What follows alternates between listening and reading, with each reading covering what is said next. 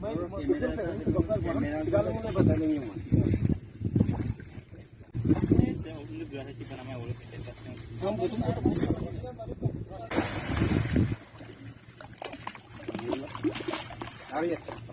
ধৰণৰ প্ৰশাসনেই হওক বা চৰকাৰে বা জনপ্ৰতিনিধি কোনোৱে ইয়াত আহি আমাক স্থায়ী সমাধানৰ ক্ষেত্ৰত কোনো ধৰণৰ পদক্ষেপ লোৱা আমি পৰিলক্ষিত হোৱা নাই।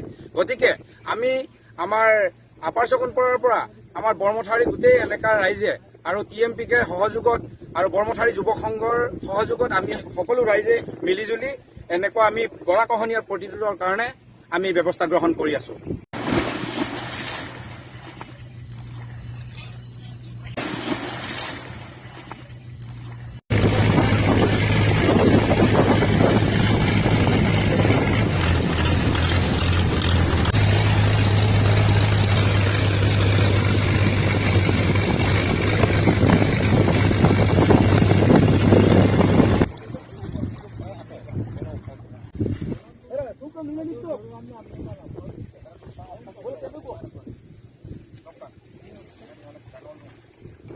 জাঞ্জিমুখ গাঁও পঞ্চায়তৰ বৰমথাৰী দৰি ওপৰ সগুনপুৰ আদিমূৰ আৰু জপং গাঁও হৈ এইকেইদিনত তীব্ৰ গৰাখহনীয়া হৈ আছে।